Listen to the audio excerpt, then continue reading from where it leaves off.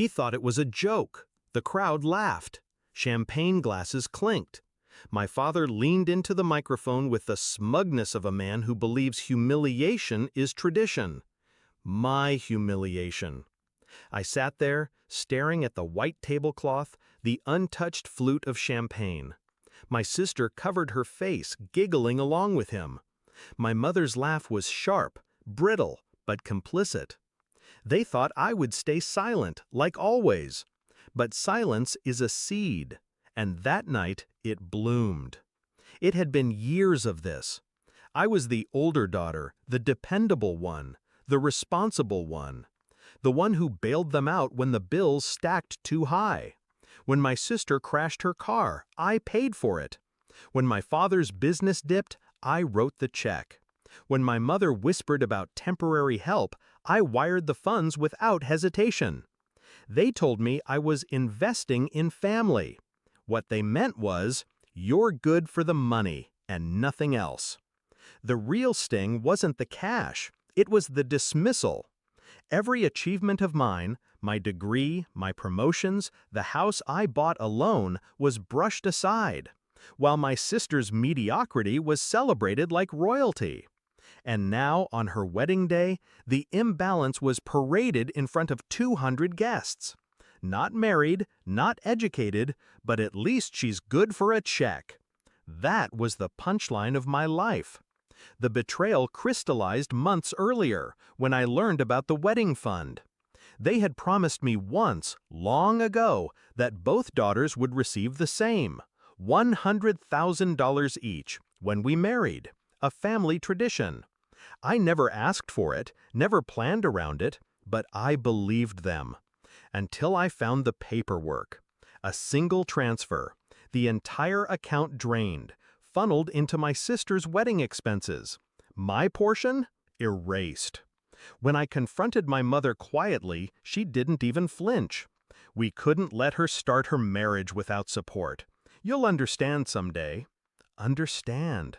That word again. Always the excuse for betrayal. That's when I stopped being their daughter and started being their reckoning. I planned carefully. I knew they'd never expect me to fight. They had spent years training me to swallow, to nod, to obey. My silence was their comfort, so I weaponized it. First, I cut the checks they depended on, quietly, no explanations. When the calls came, late bills, medical costs, business debts, I told them gently, I can't this time. I let them feel the pinch. Second, I prepared the stage. I combed through my accounts, gathered every transfer, every loan that was never returned. I had the receipts, literal and metaphorical. And third, I waited. Because revenge isn't loud, it's precise. It's delivered when the audience is largest and escape is impossible. So when my father sneered into the mic, I rose from my seat. My chair scraped the floor, sharp as a gunshot. The laughter dimmed. Heads turned. I walked calmly to the stage. My heels echoed against the ballroom floor, steady, deliberate. I took the microphone from his hand. The smile was still on his face, a little tighter now, and I spoke. Oh, and that $100,000 wedding gift? I let the pause hang, heavy as a noose.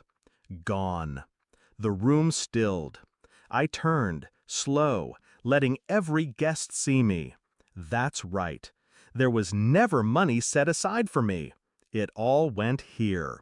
I gestured to the flowers, the champagne towers, the chandeliers glittering above us.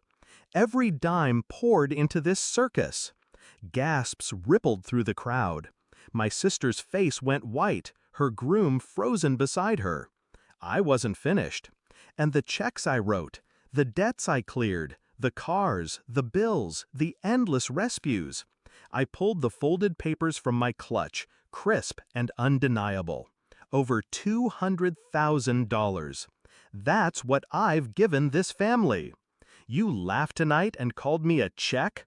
Well, here are the receipts. I dropped them onto the table. They scattered like ash. My father tried to speak. Enough!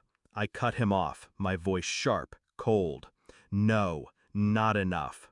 You built this wedding on my back and thought I'd smile through it. You thought humiliation was free. I leaned closer, just enough for him to hear the final twist. But humiliation has a cost, and tonight you'll pay it. The silence was suffocating. 200 guests held captive by the truth. My sister whispered, frantic, "You're ruining my wedding." I straightened, microphone steady in my hand. No, I'm reclaiming my life. Then I handed the mic back, walked off the stage, and out of the hall. They didn't chase me. They couldn't. Not with an audience watching, not with their image crumbling. By the time the cake was cut, whispers had swallowed the room. Guests eyed my parents not with admiration, but with suspicion. Every laugh they'd earned that night curdled into pity. And my sister? Her perfect wedding was tainted forever. The golden memory cracked down the center. I didn't need to stay to see it. I already knew.